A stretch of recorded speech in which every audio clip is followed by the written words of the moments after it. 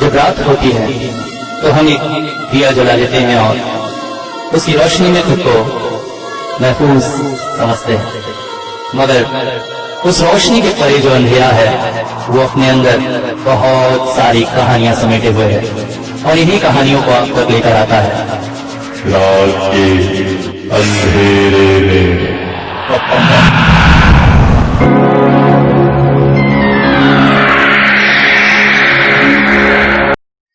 दोस्तों, पिछले दिनों 2 कहानियां और 3 कहानियां करके 2 स्टोरीज जारी थी जिसे आपका बहुत प्यार मिला था, तो सोचा आज एक बार फिर से क्यों ना 3 कहानियां आपके लिए। समझ रहे हो ना, असली में जैसा माहौल हो वैसा चित्र बनता है। जैसे अगर पहाड़ी झरने वगैरह का चित्र बनाना है तो तुमको ऐसी किसी जगह जाना पड़ेगा जहां पहाड़ झरने वगैरह हो। जंगल या रेगिस्तान का चित्र के लिए जंगल या रेगिस्तान में, ऐसे ही डरावने चित्रों के लिए किसी हॉन्टेड घर में या शमशान में। ऐसे ही वास्तविक चित्र बनते हैं। ये कह रहे थे ट्रेन में मेरे सामने बैठे हुए सज्जन जो पेशे से चित्रकार हैं। उन्होंने बताया कि असम के इस इलाके में वो जा रहे हैं एक चित्र बनाने जो एक खूनी का है। वास्तव में वो एक किसान था जो माओवादी संग्राम के चलते मानसिक संतुलन खो बैठा था और ऐसे में उसने कई लोगों की हत्याएं की थी। पुलिस ने उसे गोली मार दी थी। मैंने आश्चर्य से पूछा, उसके देखे बिना आप उसका चित्र कैसे बनाएंगे? मतलब पेंटिंग बनाने के लिए तो उस व्यक्ति के सामने बैठना या खड़ा होना जरूरी है। नहीं, असली में मैंने उसके फोटोज पुलिस स्टेशन में देखे हैं, मगर चित्रकारी के लिए जो वास्तविक माहौल चाहिए वो मुझे वहां नहीं मिल पा रहा था। इसलिए मैं उसके घर जा रहा हूं, मगर उसका घर अभी कहाँ रहा होगा? नहीं, घर तो है, मगर हाँ, पिछले कुछ सालों से बंद जरूर पड़ा हुआ है। तुम समय मिले तो आओ। जी बिल्कुल, कोशिश करूंगा। असली में मैं एक छोटे से काम से अपने दोस्त के पास जा रहा था। दोस्त के यहाँ रात को खा पी कर सो गया। सवेरे जब काम निपट गया तो मन ने कहा कि एक बार चलकर उन सज्जन से दोबारा मिल लिया जाए। निमंत्रण तो दिया ही था उन्होंने। मैंने दोस्त से कहा, वो अतलू महतो का घर कहाँ पे है, तुम्हें पता है? हाँ, वो खूनी? अरे वो तो बहुत फेमस हुआ था एक समय यहाँ। हाँ वही। अबे तुझे उसके घर जाने की क्या जरूरत पड़ गई? नहीं, आगे की सारी कहानी मैंने दोस्त को सुना दी। दोस्त ने कहा, अरे क्या बात कर रहा है भाई, उसका घर तो बहुत हॉन्टेड है। वो सज्जन, एक काम कर, मैं भी तेरे साथ चलता हूं, कल ही चलेंगे, क्या बोलता है? मैंने कहा बिल्कुल। अगले दिन सवेरे हम दोनों बुलेट में उस घर की ओर निकल पड़े। सवेरे करीब 7-1 बजे हम उनके दरवाजे पर जाकर उपस्थित हो गए थे। दरवाजे पर दस्तक दी तो सज्जन ने दरवाजा खोला। मुझे देखकर बोले, आओ, तुम आ गए। उनके चेहरे पर एक अजीब से डर के भाव थे। हम लोग अंदर जाकर बैठे। बातों ही बातों में मैंने उनसे पूछ लिया, आपकी कुछ तबीयत ठीक नहीं लग रही क्या? नहीं, तबीयत तो ठीक है, मगर इतने चित्र बनाए हैं मैंने, इतनी परिस्थितियों का सामना किया, मगर ऐसा कभी नहीं हुआ। मगर हुआ क्या? अब क्या बताओ, पहली रात तो ठीक बीती। कल सवेरे बैठकर उसका चित्र कंप्लीट किया। रात को सोया तो अचानक लीजिए एक स्पर्श से मेरा नींद खुल गई। उठकर देखा तो एक सांप मेरे पैरों के पास से निकल रहा था। हड़बड़ाकर कमरे की लाइट जलाई तो क्या तो देखा खाट के पास एक व्यक्ति बैठा हुआ था। व्यक्ति? हाँ, लंबा चौड़ा सा, हाथों में हंसिया लिए। तुरंत ही दिमाग में अतलू महतो की छवि लहरा गई और तभी नजर पड़ी पास के कैनवास पर। उसमें कुछ नहीं था, खाली था, और वो व्यक्ति मेरे सामने बैठा हुआ था। क्या कह रहे हैं? हाँ, उसके साथ ही मैं बेहोश हो गया। सवेरे नींद खुली तो सब कुछ सामान्य था। मेरा दोस्त बोल पड़ा, देखिए ये जगह वैसे भी बहुत खतरनाक है, आपकी पेंटिंग पूरी होगी तो आप मेरे घर चलिए, वहां रहिएगा, कल वैसे भी आप लोग साथ में निकल जाइएगा। नहीं, एक पेंटिंग और बची है, वो मैं पूरी कर लूं, तुम कल आ जाना, हम लोग यहीं से स्टेशन चलेंगे। बहुत मान मुनहार के बाद भी वो नहीं माने और उस रात भी वो उस घर में रुक गए। अगली सुबह जब मैं स्टेशन जाने के लिए उनके घर के पास पहुंचा तो काफी दस्तक के बाद भी दरवाजा नहीं खुला। हम लोग डर गए और अंततः पुलिस को बुलाया। पुलिस जब दरवाजा तोड़कर अंदर पहुंची तो पूरे घर में महाशय कहीं भी नहीं थे। आश्चर्य, उनका सारा सामान और सब कुछ वहीं था, मगर बहुत खोजने के बाद भी वो नहीं मिले। पुलिस मिसिंग डायरी बना ही रही थी कि मेरी नजर पास ही रखे एक पेंटिंग पर पड़ी और उसे देखते ही जैसे मैं कांप सा उठा। उस पेंटिंग में एक लंबे चौड़े व्यक्ति को खड़े दिखाया गया था, जिसके हाथों में एक दाव था। दाव से खून की बूंदें गिर रही थी और उसके पास ही एक व्यक्ति लेटा हुआ था, जिसकी गर्दन पर दाव से घाव का निशान था और उसका चेहरा पेंटर महोदय की तरह था। मिस्र की गलियों में घूमते हुए मुझे बड़ा अजीब लग रहा था। एक समय ये जगह फिरौन के राज्य का हिस्सा थी। उनका दबदबा था यहाँ, उनकी शानो शौकत थी। इन्हीं रास्तों से शायद घोड़ों पर बैठकर या रथों पर बैठकर वो गुजरे थे।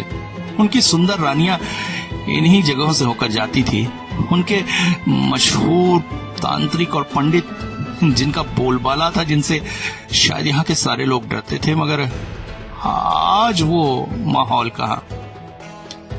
घूमते घूमते मैं एक फिरौन के मकबरे के पास ही थक कर बैठ गया था। आसपास दूसरे पर्यटक भी घूम रहे थे। तभी एक बूढ़ा मेरे पास आया। हुजूर, मम्मी लीजिएगा। सुनकर मैं चौंक पड़ा। क्या? मम्मी लीजिएगा, बहुत कम कीमत में एक अच्छी मम्मी दे दूंगा। मुझे देश विदेश घूमने का शौक है। वास्तव में एक्सपोर्ट इंपोर्ट का बिजनेस है, काफी अच्छा चलता है। इस वजह से पैसों की कोई कमी नहीं। काम के सिलसिले में जगह जगह आना जाना पड़ता है और मेरा शौक है एंटीक चीजें इकट्ठी करना, ऐसी चीजें जो दुनिया में सबसे अलग हों। इस नाम से मेरा घर एक म्यूजियम की तरह है। मेरे दोस्त मुझे बहुत चिढ़ाते हैं कि मैं कबाड़ी हूं। शादी अभी हुई नहीं है, मगर माँ पिताजी के साथ ही रहता हूं। वो भी बहुत चिढ़ते हैं मेरी इस आदत से, मगर मैं अपने शौक को नहीं बदल सकता। मैंने उस व्यक्ति से कहा, पहले देखूंगा, उसके बाद हुजूर जरूर देखिए। उसके साथ जाकर मैंने देखा एक कॉफिन, और कॉफिन खोलने पर एक नाटे कद का करीब 3 फुट का एक ममी उसने मुझे दिखाया। उसने बताया कि इसके इतिहास के तहत वो यहां का पुजारी हुआ करता था। आश्चर्य, अपने इस छोटे कद की वजह से अपने समय में वो लोगों की कितनी मजाक झेलता होगा, लोगों की अलग से अट्रैक्शन का कारण बनता होगा। आज चैन की नींद सो रहा है। ऐसी एक मम्मी मैंने कलकत्ता में भी देखी थी। आज किस्मत से मुझे भी इसे रखने का मौका मिल रहा था। मैंने तुरंत ही कम दाम में वो मम्मी खरीद ली। दाम कितने दिए ये नहीं बताऊंगा, मगर मम्मी की अच्छे से पैकिंग कराकर मैं पानी के जहाज से भारत लौट आया। जब घर ले जाकर अपने कमरे में उसे सजाया तो मां चिल्ला पड़ी, राम राम राम, ये क्या है? मुर्दा उठा लाया?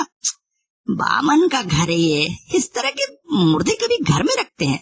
पता नहीं कौन जात है, क्या था, क्या करता था। अरे माँ, पुजारी था अपने समय का, ये भी बामन ही होगा। माँ को किसी तरह से बहला दिया। मगर उस मम्मी को रखने के बाद से लोगों को मेरे घर आने में बड़ा डर लगने लगा। शाम के बाद तो दोस्त भी मेरे घर नहीं आते थे। मगर कुछ ऐसा हुआ नहीं। उसे एक कांच के बॉक्स में पैक कराकर मैंने अपने सारे एंटीक सामान वाले कमरे में रखवा दिया। मगर समय बीतने के साथ साथ एक आश्चर्यजनक घटना ने मुझे भी थोड़ा सा डरा दिया था। जैसे जैसे समय बीतता गया ऐसा लगा जैसे मम्मी अपनी आंखें खोल रही है। उसकी आंखें धीरे धीरे बड़ी होने लगी। एक पल को मैं डर गया, मगर मेरे एक मम्मी विशेषज्ञ मित्र ने बताया कि ऐसा होना स्वाभाविक है। ये जलवायु परिवर्तन की वजह से होता है। जैसे एक जगह बने हुए दरवाजे को अगर कहीं और ले जाकर लगाया जाए तो वो फूल उठता है, ठीक वैसे ही इसमें भी परिवर्तन हो रहा है। डरने वाली कोई बात नहीं। सुनकर जान में जान आई और समय धीरे धीरे गुजरता रहा। एक रात मैं बैठकर काम कर रहा था। मुझे फाउंटेन पेन से लिखने की बड़ी आदत है, इसलिए फाउंटेन पेन में स्याही भरने लगा कि अचानक ऐसा लगा जैसे कोई दरवाजा खटखटा रहा है या कहीं कुछ ठोक रहा है।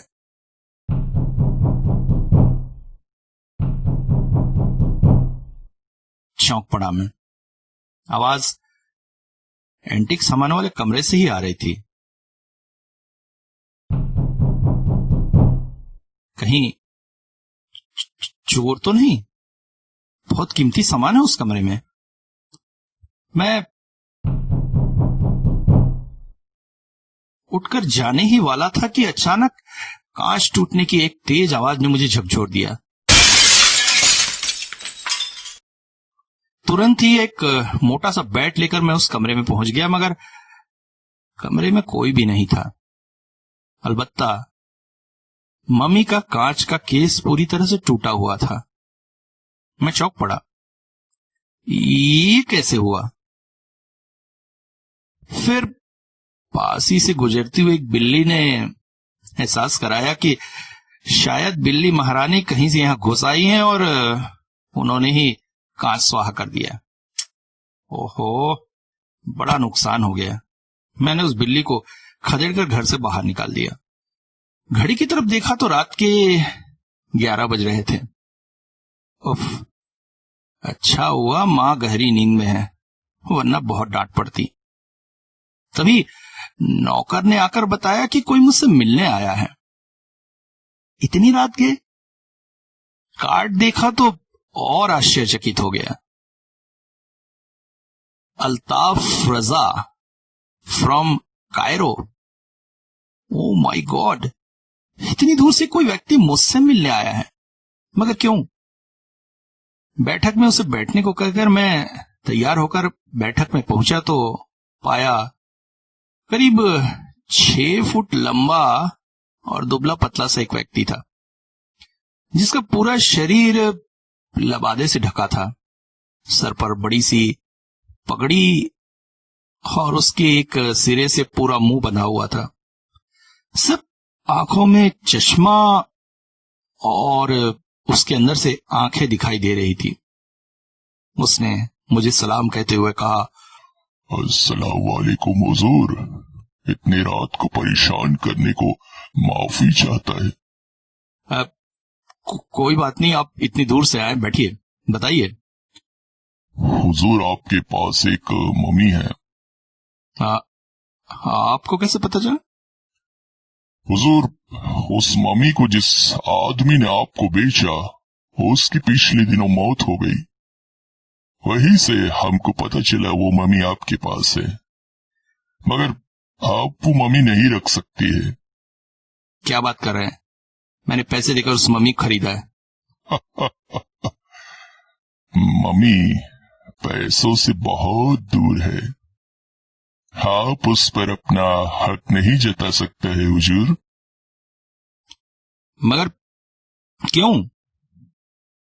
हुजूर, हमारे यहाँ के कायदे के आधार पे इंसान मर जाता है तो उसकी आत्मा देवता एनोमस के पास जाती है और तब तक उसका शरीर सुरक्षित रखा जाता है। एनोमस उसके शरीर और आत्मा की तब तक रक्षा करते हैं जब तक कयामत का वो दिन नहीं आ जाता है जब सबको ईश्वर के सामने खड़ा होना पड़ेगा। इसलिए सारी ममियां एनोमस की संपत्ति है, आपका उस मम्मी पर कोई भी अधिकार नहीं। क्या बकवास कर रहे हो? आज के जमाने की बात करो। और आज का जमाना यही कहता है कि मैंने उस मम्मी को खरीदा है, मेरे पास उसके लीगल पेपर हैं। और ये एनोमस कुछ नहीं है। है ऐसा कोई देवता हमने सुना ही नहीं तो। एनोमस है हुजूर। बकवास मत करो, मैं तुम्हें कुछ नहीं दूंगा, चले जाओ यहां से। मैं उठकर खड़ा हो गया और उसे बाहर जाने का इंतजार करने लगा।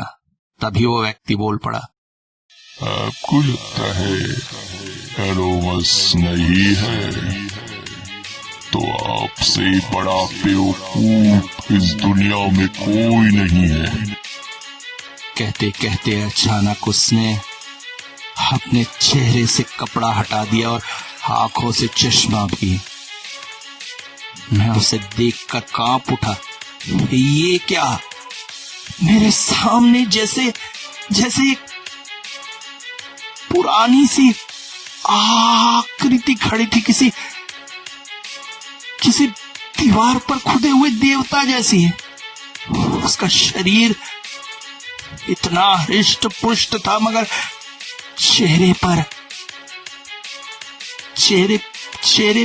चेहरे की जगह कंकाल की खोपड़ी थी और उसी से वो बोल रहा था। एनोमस आत्माओं की रक्षा करता है, सारी मम्मियां उसका अधिकार है, तुझे वो मम्मी मुझे देनी होगी। यदुम्ना, जाग जाओ, आओ मेरे पास, तुम्हें आना होगा। और तभी ऐसा लगा जैसे मम्मी का कॉफिन खुल गया है। ये सब देखकर मैं अपने होश खोकर तुरंत ही बेहोश हो गया। आंखें खुली तो माँ चेहरे पर पानी छिट रही थी। पास ही में पिताजी भी खड़े थे।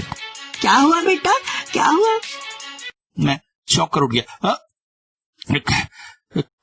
कुछ नहीं माँ, लगता है ब्लड प्रेशर बढ़ जाने से बेहोश हो गया था।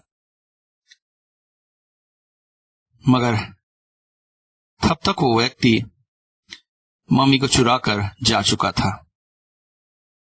मुझे ऐसा लगा जैसे उस व्यक्ति से मिलना, बात करना तक ठीक था, मगर उसके बाद जो मैंने देखा वो सब शायद मेरा भ्रम था। वो मम्मी चुरा कर चला गया है। ठीक है, किया भी क्या जा सकता है। पता नहीं कौन था। पुलिस सामान्य चोरों को तो पकड़ नहीं सकती, उसे क्या पकड़ेगी। कहते कहते मैं अपने कमरे में गया, मगर वहां पर जो देखा उसे देखकर मैं कांप सा उठा। मेरे फाउंटेन पेन की शाही की बोतल टूटी हुई थी। मेज पर और कमरे पर शाही फैल गई थी और उन शाहियों के बीच बने हुए थे छोटे छोटे इंसानी पांव के निशान, जो खिड़की तक जा रहे थे।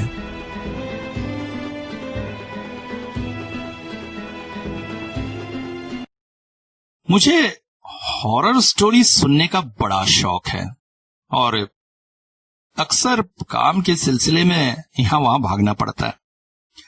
पेशे से मैं एक मेडिकल रिप्रेजेंटेटिव हूं, अक्सर टूर में रहता हूं, मगर टूर मुझे उतना परेशान नहीं करता है, क्योंकि ट्रेन में बैठकर मैं अक्सर हॉरर स्टोरी सुनता हूं। और संदीप स्टूडियो की स्टोरीज तो क्या कहने। जब भी कहीं जाना होता है पहले से 2-3 स्टोरियां डाउनलोड करके रख लेता हूं, क्योंकि ट्रेन में प्रॉपर नेटवर्क नहीं होता है। बस कान में लगाया और खो गया एक अनोखे से जगत में, जहां पर रहस्य रोमांच का एक अलग ही वातावरण होता है। ऐसा लगता है जैसे एक नई ही दुनिया में पहुंच गया हूं। जिंदगी की सारी परेशानियां, सेल की चिंता, मैनेजर की डांट, सब कुछ भूलकर बस रहस्य रोमांच भरी स्टोरियों में डूब जाता हूं। आज भी मैं ट्रेन से सफर करके अपने घर ही वापस लौट रहा था और स्टोरी चालू थी। कहानियां सुनते सुनते बड़े मजे से मैं घर की ओर चला आ रहा था। मजे का कोई ठिकाना ही न था, क्योंकि आज 2-3 ऐसी स्टोरियां डाउनलोड की थी जो बहुत ही मजेदार थी। और सबसे प्यारी बात कि ट्रेन के इस कंपार्टमेंट में भीड़ के नाम पे 2-3 आदमी ही थे, इसलिए कोई परेशान करने वाले नहीं। वरना तो आजकल के लोगों को मैनर्स ही नहीं है। अरे सर के ऊपर खड़े हो जाएंगे, कोई आपके मोबाइल में झांकने लगेगा जैसे उसकी प्रॉपर्टी हो। अरे मेरा मोबाइल, मैं क्या कर रहा हूं, क्या मतलब। कई लोग तो जबरदस्ती अपना तो बना के कहेंगे क्या सुन रहे हैं। अरे भैया, मैं क्या कर रहा हूं, तुम्हें इतनी परेशानी क्यों। मगर हाँ, आज ऐसा कुछ भी नहीं होने वाला। बड़े प्यार से कान में स्टोरी लगाकर मैं सुन रहा था। तभी अचानक ट्रेन एक स्टेशन पर रुकी। स्टेशन पर मैं स्टोरी ऑफ कर देता हूं, क्योंकि कोई चढ़े उतरे या कुछ जानकारी हो, या फिर कभी कभी टावर आ जाने से मैनेजर वगैरह का कॉल भी आ जाता है। इसलिए उस टाइम स्टोरी में रत रहने से परेशानी हो सकती है। ऐसे ही स्टोरी ऑफ करके मैं बैठा ही था कि अचानक वो व्यक्ति ट्रेन में चढ़ा। मैं ट्रेन के गेट से कुछ ही दूरी पर बैठा था, इसलिए मैंने उसे चढ़ते हुए देखा, मगर अंधेरे में वो मुझे स्पष्ट न दिखा। ट्रेन के गेट पर खड़े हुए वो यात्रा कर रहा था। अजीब सी बात है, खाली ट्रेन में कहीं वो बैठ सकता था, मगर वो वहीं खड़ा रहा।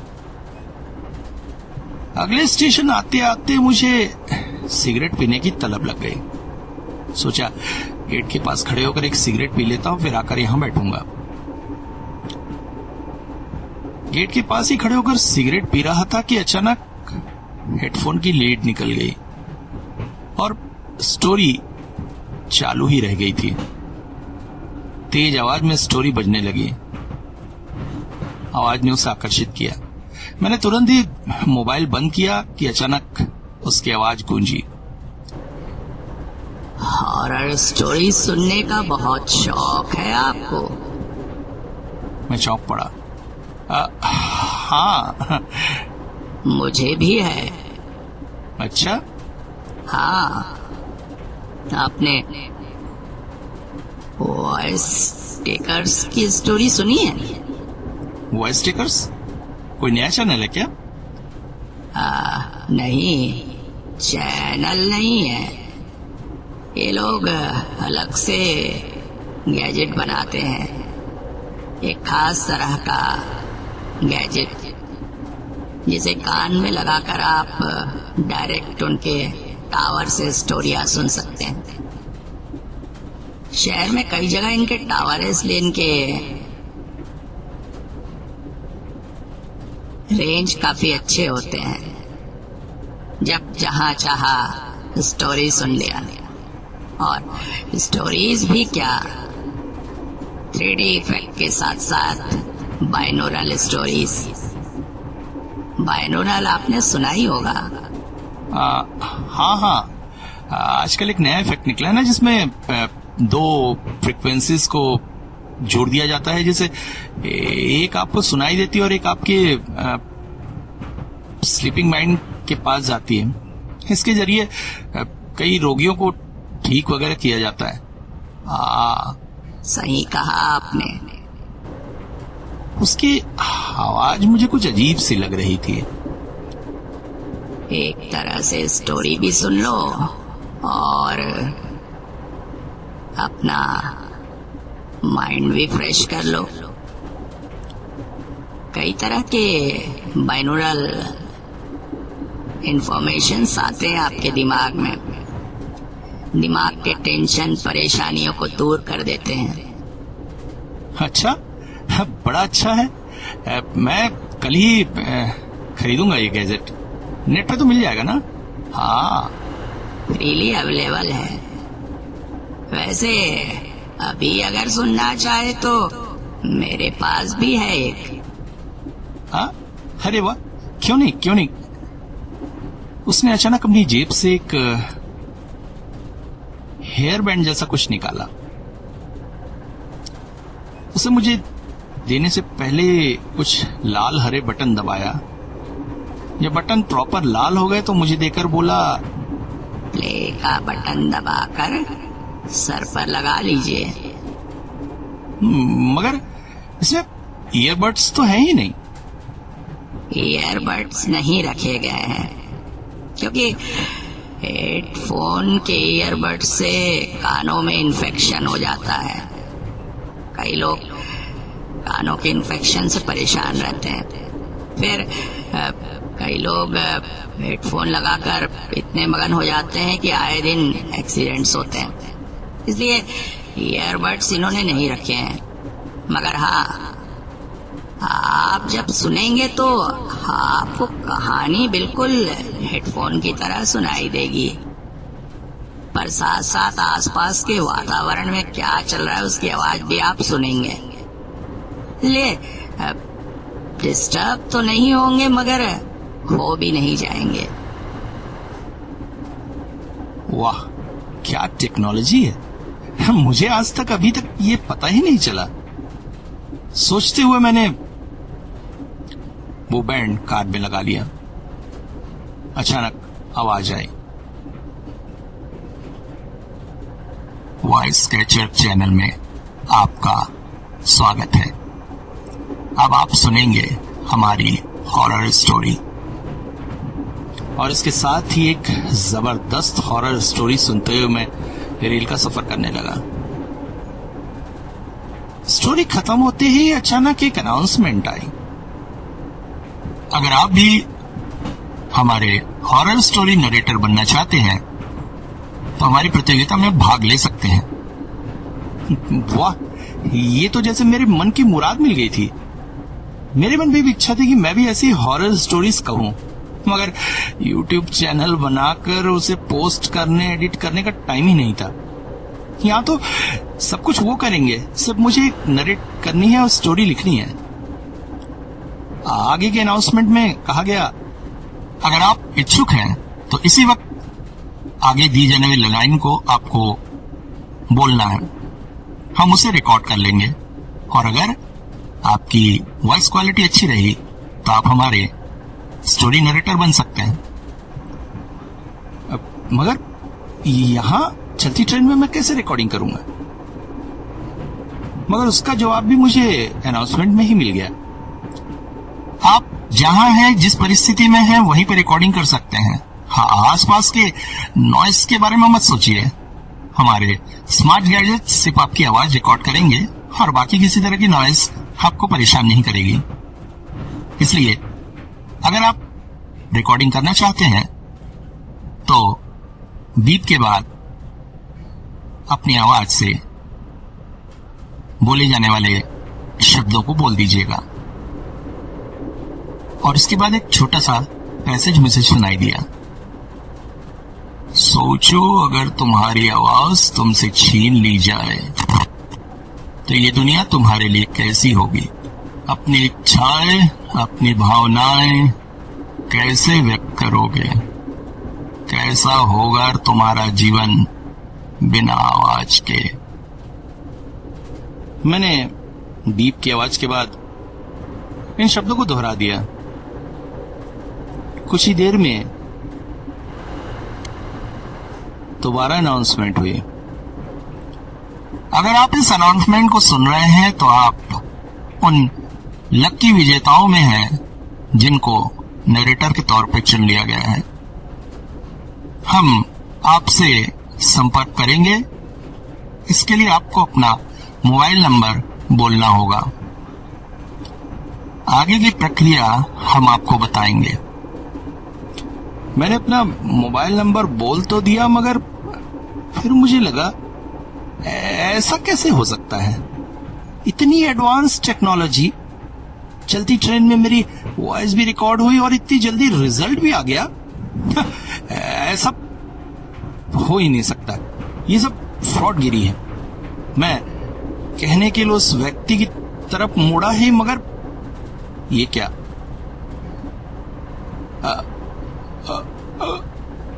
मेरे गले से आवाज नहीं निकल रही थी। मैं बोल नहीं पा रहा था। तभी अचानक स्टेशन के पास से गुजरती ट्रेन में तेज लाइट पड़ी और मैंने गौर से उस व्यक्ति की तरफ देखा जो मुझसे बातें कर रहा था। यही सोच रहे हो ना कि तुम्हारी आवाज को क्या हुआ? मगर उसके होंठ नहीं हिल रहे थे, बल्कि उसके गले में एक लॉकेट था जिस पर लाइट जल बुझ रही थी और आवाज वहीं से आ रही थी। ध्यान नहीं दिया तुमने? Channel voice catcher. ये लोग उस गैजेट के थ्रू तुम्हारी आवाज को तुमसे छीन लेते हैं। कुछ दिनों बाद तुम्हारे मोबाइल नंबर से वो तुम्हारा एड्रेस निकालेंगे और ऐसा ही एक यंत्र तुम्हारे पास भी आएगा और आगे भविष्य में तुम इसी यंत्र के सहारे बात करोगे। अनजाने में एक व्यक्ति ने मुझे ऐसा करा दिया था। उस दिन के बाद से मैं हर रात को ऐसे ही ट्रेन या बस में घूमता हूँ और शिकार ढूंढता हूँ। कोई ना कोई मिल ही जाता है। मेरे साथ ऐसा हुआ तो दूसरों के साथ क्यों नहीं? वो तो कोइंसिडेंट की तुम्हारी हॉरर स्टोरी मुझे सुनाई दे दी तो बातों का सिलसिला चल पड़ा। नहीं तो कोई और बात निकाल कर मैं तुम्हें फंसा ही लेता। उसकी बातें सुनकर मुझे बहुत आश्चर्य लगा। मगर ये क्या? अब ऐसा हो ही नहीं सकता है। अगले दिन सुबह मैं एक अच्छे ईएनटी स्पेशलिस्ट से मिलने गया। डॉक्टर ने मेरा काफी परीक्षण करने के बाद मुझसे कहा, आपकी आवाज तो बचपन से नहीं है, आपकी आवाज कैसे सुधारी जा सकती है? क्या कर रहे हैं डॉक्टर? मैं बोल सकता था, मगर मेरी कहानी पर कौन विश्वास करता? तभी मैंने एक कागज पर डॉक्टर के लिए एक मैसेज लिखा, डॉक्टर साहब, मेडिकल से रिलेटेड कुछ बहुत अच्छी जानकारी की ऑडियो सुनेंगे? काम करते हुए आप उन्हें सुन सकते हैं। आपके काम में भी कोई खलल नहीं होगा और आपको ऐसा लगेगा जैसे पूरे ध्यान से आप वो ऑडियो सुन रहे हैं। बहुत अच्छी जानकारियां हैं बाइनोरल टेक्नोलॉजी से। दिन भर मेहनत करके आप थक जाते होंगे, माइंड भी फ्रेश हो जाएगा, जानकारियां भी मिल जाएंगी और काम भी चलता रहेगा। डॉक्टर ने कहा, हाँ बिल्कुल, कैसे मैं सुन सकता हूं?